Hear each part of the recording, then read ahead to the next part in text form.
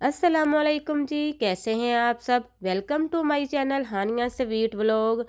तो यहाँ पर देखें जी, ईद गुज़र चुकी है और स्कूल ओपन हो चुके हैं और यहाँ पर मेरी छोटी सी क्यूट सी बेटियाँ जो हैं उन्होंने अपने कलर्स पेंसिलें सब कुछ निकाल लिया है।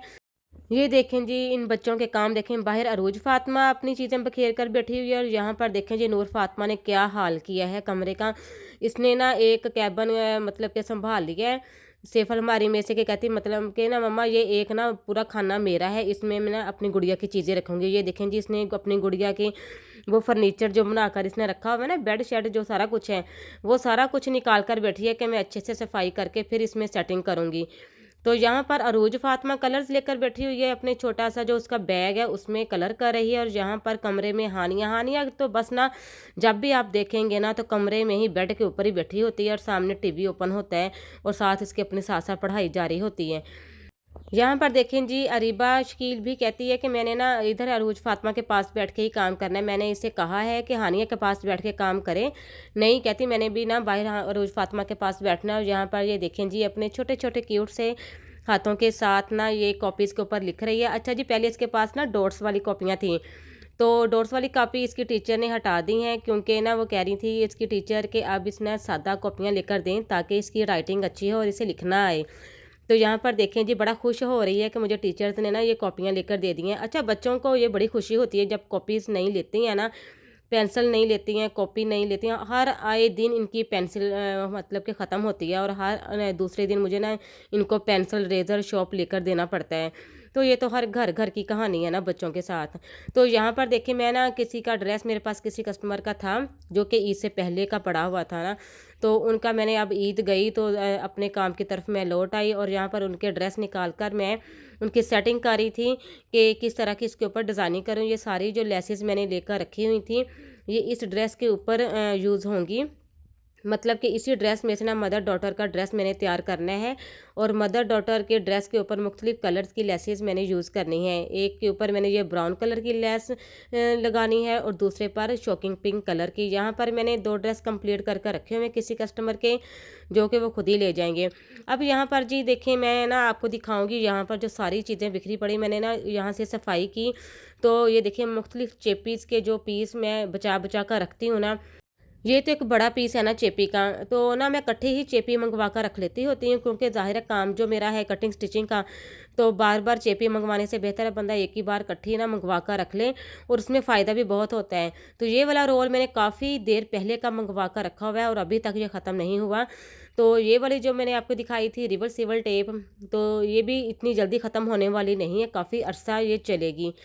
तो ये सारी चीज़ें मैंने एक साइड में मतलब कि ना एक जगह पर रख रही थी और यहाँ पर ये चेपी के जो बचे हुए पीस हैं ना, ये सारे मैं संभाल कर रखती हूँ। मतलब कि जितनी भी मैंने ये रमज़ानुल मुबारक में जितनी भी स्टिचिंग की है ना, तो ये सारे पीस मैंने संभाल कर रखे हुए हैं और मैं हर वीडियो में अभी आपको बताती हूँ कि ये पीस आपने फेंकने नहीं हैं, ये संभाल कर रखा करें। इस तरह के पीस जो होते हैं ना, नेक में जब हम कटिंग करते हैं नेक, तो नेक से ये पीस निकलते हैं और जब भी हम कोई कटा बनाते हैं, कटवर्क तैयार करते हैं या कुछ भी हो, तो ये सारे पीसेस वही बचे होते हैं, डिज़ाइनिंग में भी बचते हैं।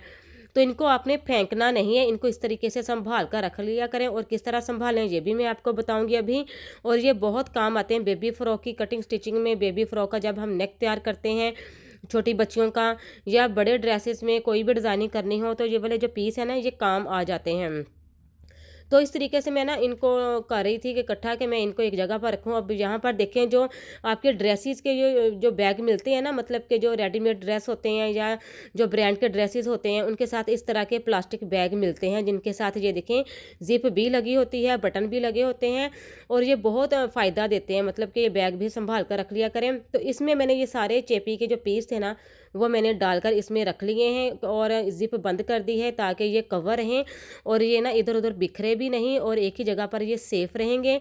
और फिर इसको मैं यूज़ कर सकती हूँ जिस तरह भी मुझे जब भी ज़रूरत पड़ेगी। अब यहाँ पर ना मैं बड़े ट्राउज़र की कटिंग करने लगी थी, तो सोचा मैं आपके साथ शेयर कर लूँ, क्योंकि ये बिल्कुल सिंपल मैंने ट्राउज़र कटिंग करना है, बिल्कुल सिंपल। मतलब इसमें कोई ना इतनी ज़्यादा कटिंग नहीं होगी। ये देखें, सबसे पहले आपने ना फैब्रिक को इस तरीके से श्रिंक करके उसको अच्छे से प्रेस कर लेना है और इसको डबल फोल्ड कर लेना है। ये देखें, इस तरीके से डबल फोल्ड करने से इसको फिर से फोल्ड करना है। मतलब कि ना 4 लेयर इसकी बना लेनी है। ये देखें, और बंद वाली साइड आपको मैंने अभी दिखाई है कि वो परली साइड में बंद वाली साइड है, और इधर आपकी तरफ जो होगी वो ओपन साइड है। और ये देखें, नीचे से जो बंद वाला पार्ट है ना, ये आपने नीचे की तरफ रखना है, और खुले वाला पार्ट आपने ऊपर की तरफ रखना है, जिधर से आपने नेफा फोल्ड करना है। तो यहीं से आपने ये देखें मेजरमेंट करना है। यहाँ पर मैं आपको इसकी लेंथ भी दिखाऊंगी कि कितनी लेंथ में मैंने ट्राउज़र तैयार करना है। अच्छा जी, जब भी किसी भी साइज़ का आप जब भी ट्राउज़र तैयार करें ना, तो 5 इंच एक्स्ट्रा अपने ट्राउज़र लंबा रखना है। यहाँ पर मुझे 34 इंच तैयार ट्राउज़र चाहिए, तो मैंने 5 इंच एक्स्ट्रा इसलिए रखा है कि 3 इंच नीचे आपने फोल्डिंग में लेकर आना है पोंचे में, और 2 इंच ऊपर नेफे में फोल्ड होगा। ठीक है, अगर आपने डिज़ाइनिंग करनी है, प्लेट्स वगैरह डालने हैं, तो आपने उसी हिसाब से फिर एक्स्ट्रा फैब्रिक रखना है, 3 से 4 इंच और ज़्यादा रख लेना है एक्स्ट्रा। तो यहाँ पर मैंने सिर्फ डिज़ाइनिंग 2-2 प्लेट्स की करनी थी, हल्की फुल्की सी। तो यहाँ पर अगर आपको ज़्यादा आसानी के लिए बताऊँ ना, तो आपने सबसे पहले ये देखिए ट्राउज़र अपना लेना है, जो भी ट्राउज़र आप कटिंग करने लगी हैं, तो इसका इधर से आसन से पकड़कर आपने ना उसका जो घेर है ना, वो आपने चेक करना है कि कितना आपने घेर रखना है। ये किसी कस्टमर का ट्राउज़र मैंने तैयार करना था, सेम इसी तरीके से मैंने तैयार करना था। तो यहाँ पर जो आसन से एक साइड से आपने मेजरमेंट किया, तो 18 इंच इसकी चौड़ाई है। ठीक हो गया जी। तो ये डबल फ़ोल्ड था वो। तो यहाँ पर देखें, इसकी चौड़ाई भी तकरीबन इतनी ही है, मतलब कि ये पूरा अर्ज़ का कपड़ा मैंने लिया है, जितना भी अर्ज़ का था, लॉन फैब्रिक है। और ये जो सूट्स बने बनाए मिलते हैं ना, तो उनके साथ इतनी ही चौड़ाई तकरीबन होती है। इसकी भी चौड़ाई 18 इंच ही है, मतलब कि यहाँ से मैं कटिंग नहीं करूँगी। अगर आपको ज़्यादा चौड़ाई चाहिए हो ना घेर, ट्राउज़र के ऊपर से घेर की, तो यहाँ से एक्स्ट्रा आप फैब्रिक डाल सकती हैं। वो भी मैं किसी वीडियो में आपको बताऊँगी कि किस तरह हम एक्स्ट्रा फैब्रिक आसन में डालते हैं। तो यहाँ पर सबसे पहले मैं नेफे का निशान लगाकर आपको दिखाऊंगी। सबसे पहले ऊपर से आपने 2 इंच का निशान लगाना है, तो ये इधर से नेफा फोल्ड होगा। 2 इंच एक्स्ट्रा फैब्रिक बहुत होता है नेफे के लिए। तो उसी निशान से आपने फिर नीचे से मेजरमेंट करना है। आपने आसन की लंबाई मेजरमेंट करनी है कि कितना लंबा आसन आपने रखना है। तो ज़्यादातर जो होता है ना आसन, वो 14 इंच 13.5 इंच का रखा जाता है। तो यहाँ पर 13.5 इंच मैंने तैयार आसन रखना है। तो ये देखें जी, मैंने 14 इंच पर निशान लगा दिया, आधा इंच नीचे सिलाई में जाएगा। ठीक हो गया जी। तो नेफे से आपने मेजरमेंट करना है, जो नेफे का निशान लगाया है ना, उसी निशान से आपने मेजरमेंट करना है। 14 इंच तक निशान लगा दिया। अब यहाँ से अगर आपने गुलाई की शेप में कटिंग करना है ना आसन को, जिस तरह हम कैपरियाँ कटिंग करते हैं ना आसन से, तो फिर आपने 13 इंच पर निशान लगाना है। लेकिन यहाँ पर मैंने गुलाई की शेप नहीं देनी, आसन को बिल्कुल सीधा स्ट्रेट रखना है, क्योंकि ये सिंपल जो कैपरी होती है ना, शलवार जिसे हम कहते हैं, वही यहाँ पर हमने कटिंग और स्टिचिंग उसकी करनी है। तो यहाँ पर इसकी जो पोंचे की चौड़ाई है ना तैयार, वो 6 इंच है। तो यहाँ पर 6 इंच तैयार पोंचा है, तो आपने 1 इंच एक्स्ट्रा लेना है जो सिलाई में आएगा। तो 7 इंच पोंचा हम यहाँ पर रखेंगे। तो ये देखें जी, इस तरीके से मैंने ट्राउज़र ऊपर रखकर आपको दिखाया है। अगर आपको ना पता चले ना कि किस तरह हमने कटिंग करना है, तो आप अपना ट्राउज़र लें, तो उस हिसाब से आपने सारा मेजरमेंट रखते जाना है। तो यहाँ पर देखें जी, अब ये देखें, तो 3 इंच जो हमने फोल्डिंग में लेकर आना है ना, वहीं पर हमने निशान लगा दिया इस तरीके से। ये मैं आपको सिंपल ट्राउज़र की कटिंग स्टिचिंग बता रही हूँ। स्टिचिंग भी मैं बताऊँगी आपको इसी वीडियो में। तो ये देखें, यहाँ तक फोल्डिंग होना है, और यहीं तक आपने इस तरीके से अपना ट्राउज़र रखना है। ये देखें। तो यहाँ से आपने जितना सिलाई में लेकर आना है ना, उतना फैब्रिक अब आपने छोड़ना है। तो ज़्यादातर 1 इंच ही होता है, 1 इंच बहुत होता है। तो यहाँ पर 6 इंच का पहुँचा था, तो यहाँ पर हम 7 इंच लेंगे इसकी चौड़ाई। तो 7 इंच पर ये देखिए मैंने निशान लगा दिया। अब इसी ट्राउज़र के साथ साथ आपने 1 इंच एक्स्ट्रा इस तरीके से निशान लगाते जाना है। ये देखिए, जितना आपने खुला तंग रखना है ना, वो आपकी अपनी मर्ज़ी है। तो ये कस्टमर का ट्राउज़र था, कस्टमर की ये मैं मतलब कि कैपरी और इसका पूरा ड्रेस स्टिच करने वाली थी। तो सोचा आपके साथ ये भी छोटी सी टिप आपके साथ शेयर कर लूँ। तो वैसे तो सबको ट्राउज़र की कटिंग स्टिचिंग तो आती होगी ना, लेकिन मैंने सोचा फिर भी आपको बता दूँ कि किस तरह हम सिंपल ट्राउज़र की कटिंग कर सकते हैं। तो ये देखें जी, इस तरीके से निशान लगा दिए मैंने। सिंपल यही 2 निशान होते हैं, एक ही निशान ज़्यादातर होता है। सिर्फ ये देखें, सेंटर में आपने ये वाला निशान लगाना है जो तिरछा जा रहा है, ठीक है जी। मेन निशान यही होता है, ये बस आपको आ जाए ना, तो आपकी परफेक्ट ट्राउज़र की कटिंग स्टिचिंग हो जाएगी। तो ये देखें जी, यहीं से मैंने कटिंग कर लिया। अब ये मैंने देखें बंद वाली साइड से कटिंग किया है। अभी मैं अभी आपको बताऊँगी ये कितना काम आता है कपड़ा। ये देखें, ये बंद वाला पार्ट है। तो इसी तरीके से आपने बंद वाले पार्ट की तरफ से ही पोंचा कटिंग करना है। और ये देखें एक ही इकट्ठा फैब्रिक निकल आया है चौड़ाई में। तो यही फैब्रिक नेक के नीचे लगाया जा सकता है। और अगर नेक के नीचे लगाने के लिए कपड़ा है आपके पास तो ये वाला फैब्रिक बेबी फ्रॉक बनाने में और कुछ भी डिज़ाइनिंग करने में ना ये कपड़ा बहुत काम आता है, क्योंकि ये बगैर जोड़ के फिर होता है। तो यहाँ पर देखें जी सिंपल एक ही कटिंग से ना ट्राउज़र की कटिंग हो चुकी है। अब ये वाला जो फैब्रिक है ये नेक के नीचे लगाने में काम आएगा, रेप पट्टी निकालने में काम आएगा। और उसके लिए अगर आपके पास कपड़ा पहले से मौजूद है तो ये फैब्रिक संभाल कर रखें। ये बेबी फ्रॉक्स में, कलियों में, टॉप पार्ट में, जहाँ भी चाहें अपना ये फैब्रिक काम आ सकता है। तो मैं तो बहुत ज़्यादा काम इस तरह के फैब्रिक लेकर आती हूँ, मुझे बहुत ज़्यादा ज़रूरत पड़ती रहती है डिज़ाइनिंग में, बेबी फ्रॉक्स में। अब यहाँ पर ये देखें ये प्रिंटेड शर्ट है इसकी। तो अब यहाँ पर देखें मैं आपको अब इसकी स्टिचिंग भी बताऊंगी कि किस तरह मैंने इसके पोंचे की डिज़ाइनिंग करनी है और किस तरह ये ट्राउज़र हम स्टिचिंग करेंगे। तो ये वाला जो मैंने शर्ट की कटिंग करने के बाद उसमें से एक्स्ट्रा पीस जो निकला था ना ये वाला, इसकी मैं पट्टियाँ बनाकर डिज़ाइनिंग करूँगी। और ये येलो जो कलर की लेस आपको नज़र आ रही है, शटल लेस येलो कलर की, तो इसके साथ डिज़ाइनिंग करूँगी। तो यहाँ पर देखें जो नेफे का निशान आपको नज़र आ रहा है और आसन का। अब सबसे पहले जब भी हम ट्राउज़र स्टिचिंग करते हैं ना तो आसन की सिलाई लगाते हैं सबसे पहले। अब ये देखें दोनों पीसीज को मैंने इस तरीके से खोल लिया, ओपन कर लिया। इस तरीके से ओपन करके इसको सिंगल फैब्रिक के तौर पर इस तरीके से बिछा लेना है आपने। ये देखें जी इस तरीके से। अब दूसरा जो पीस है इसको भी हम इस तरीके से इसी तरह ऊपर रखेंगे।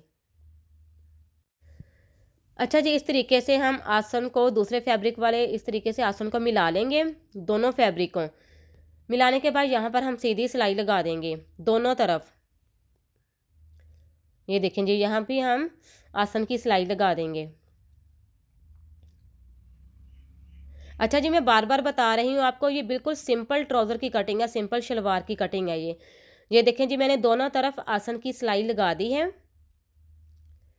अच्छा, जितनी जल्दी ये ट्राउज़र की कटिंग हो जाती है ना उससे भी जल्दी इस ट्राउज़र की स्टिचिंग हो जाती है अगर आपने डिज़ाइनिंग नहीं करनी हो पोंचे में।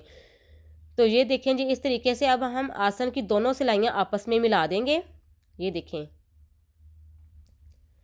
तो जो आसन की सिलाई थी वो बिल्कुल सेंटर में आ चुकी है। ये देखें जी इस तरीके से, अगर आपको समझ आ रही हो ये देखें।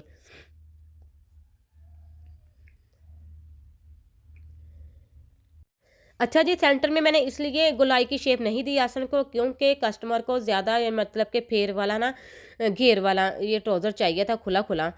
तो यहाँ पर अब हम दूसरा काम करेंगे, आसन की सिलाई लगा देंगे सबसे पहले और उसके बाद दूसरे नंबर पर आएगा नेफे को फोल्ड करना।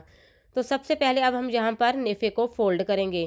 तो ये देखें इस तरीके से पहले बारीक एक दफ़ा फोल्ड करना है, उसके बाद फिर चौड़ाई में फ़ोल्ड करना है। जितना हमने निशान लगाया था ना 2 इंच का, तो 2 इंच तक इस तरीके से नेफे को फ़ोल्ड करना है। बहुत ज़्यादा चौड़ा नेफा आपने फ़ोल्ड नहीं करना।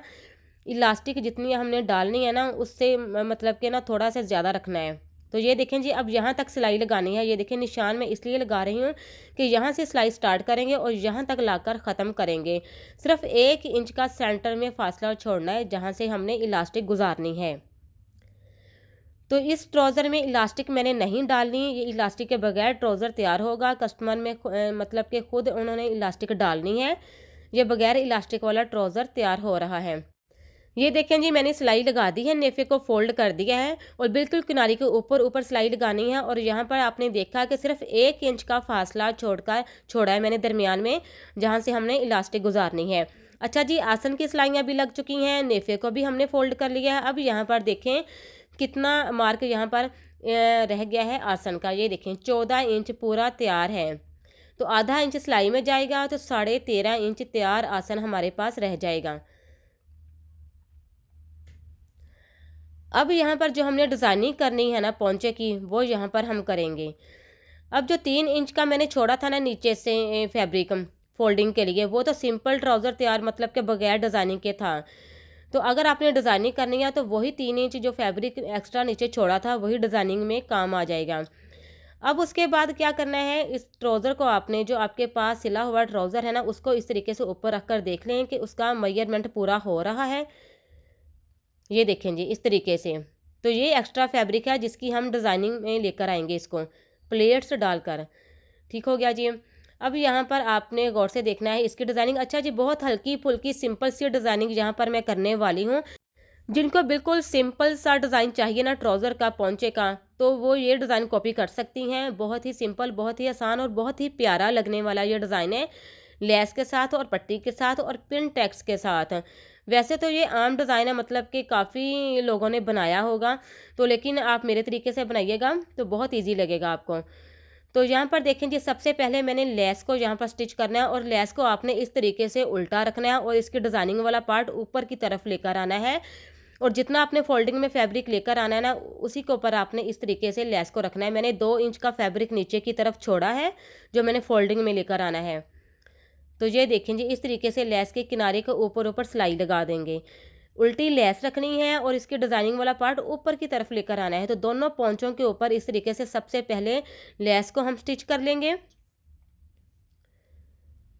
तो यहाँ पर मैं दिखाऊंगी आपको कि मैं ये देखें जी, मैंने लेस को स्टिच कर लिया है। इस तरीके से सीधी लेस स्टिच करने के बाद अब आपने यहाँ पर लेस को आयरन करना है। ये देखेंगे इस तरीके से इसको जब पलटाएंगे हम, तो सीधी लेस खुद ब खुद ऊपर की तरफ आ जाएगी और फोल्डिंग वाला जो पार्ट है वो नीचे की तरफ चला जाएगा। और इस तरीके से मैं इसको अच्छे से प्रेस कर लूँगी। प्रेस करने के बाद नीचे वाला जो फोल्डिंग वाला पार्ट है, इसको मैं डबल फोल्ड कर लूँगी कि किस तरह हमने इसको डबल फोल्ड करके इसके किनारे के ऊपर सिलाई लगानी है। कुछ लोग तो मतलब के बगैर आयरन के ये सारा काम कर लेते हैं, लेकिन मैं जो भी काम करूँ ना, मतलब के, तो उसमें आयरन मैं लाजमी यूज़ करती हूँ। मतलब आयरन के बगैर मैं कोई काम नहीं कर सकती ना। तो अगर लाइट चली जाए ना, तो फिर मैं बैठी रहती हूँ लाइट के इंतज़ार में, मतलब कि यूपीएस पे तो फिर ये आयरन नहीं ना चल सकती।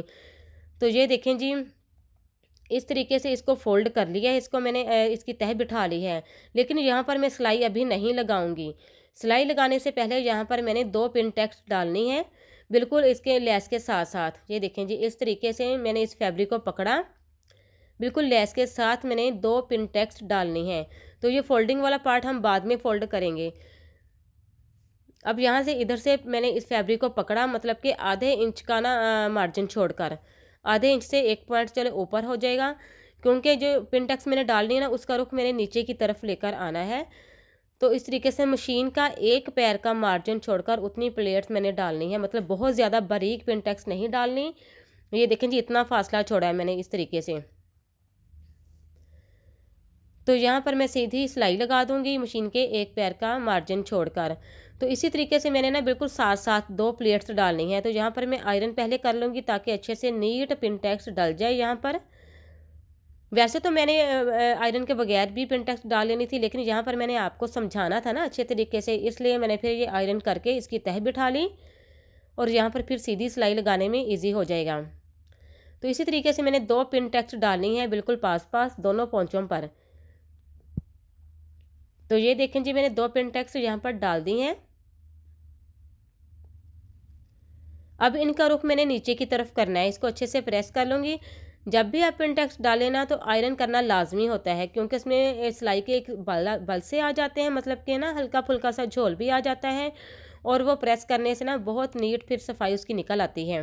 ये देखें जी, इस तरीके से इन प्लेट्स का रुख मैंने नीचे की तरफ कर दिया है, क्योंकि ऊपर की तरफ उठी हुई जो होती है ना पिन टैक्स, वो अच्छी नहीं लगती। ये देखिए नीचे की तरफ मैं लेकर आई हूँ।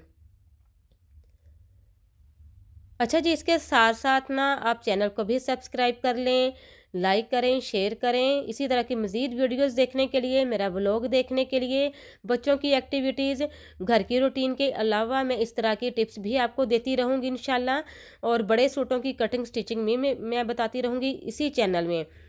और अगर आपको अपनी बच्चियों के फ़्रॉक स्टिच करने हैं, बेबी फ़्रॉक स्टिच करने हैं, तो क्या ही बात है, उसके लिए मेरा पहला चैनल स्वीट डॉल्स आपके लिए मौजूद है। वहाँ पर आपको बहुत ही प्यारी प्यारी और बहुत आसान तरीके के साथ सिखाई गई डिज़ाइनिंग मिलेगी।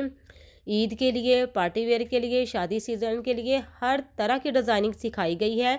समर सीज़न के लिए, विंटर सीज़न के लिए, तो कुछ भी डिज़ाइन चाहिए हो, अगर आपको खुद का अपना डिज़ाइन बनवाना हो ना, तो आप मेरे इंस्टाग्राम की आईडी को फॉलो करें, वहाँ पर अपनी पिक्चर सेंड करें और मेरी पूरी कोशिश होगी कि आपका भेजा हुआ डिज़ाइन में आपको आसान तरीके के साथ सिखा सकूं। तो यहाँ पर देखें जी, प्रिंटेड फैब्रिक लिया है, इसमें से 2 पट्टियाँ मैंने निकालनी हैं। तो 2-2 इंच की पट्टियाँ मैं 2 निकालूंगी दोनों पोंचों पर लगाने के लिए। तो ये देखें जी 2 इंच का फासला छोड़कर ये देखिए मैंने कट लगा दिया। कट लगाने के बाद इस तरीके से मैंने 2 पट्टियाँ निकाल दी हैं दोनों पोंचों पर स्टिच करने के लिए। तो इन दोनों पट्टियों को हम अच्छे से प्रेस कर लेंगे।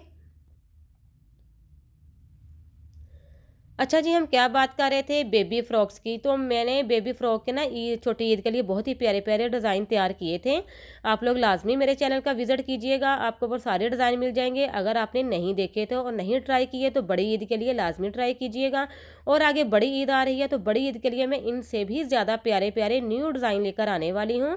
तो उसके लिए मेरे दोनों चैनल्स को सब्सक्राइब करना लाजमी होगा ताकि हर तरह की डिज़ाइनिंग आप तक सबसे पहले पहुंच सकें। तो ये देखें जी, इन पट्टियों को मैंने दोनों तरफ ना आधे आधे इंच का फैब्रिक अंदर की तरफ फोल्ड करके इसको अच्छे से प्रेस कर लिया है। ये देखें इस तरीके से मैंने पट्टियां बना ली हैं। और इन दोनों पट्टियों को आपने रेडी करने के बाद पोंचा अपना लेना है जो आपने पिनटेक्स डालकर तैयार करके रखा था।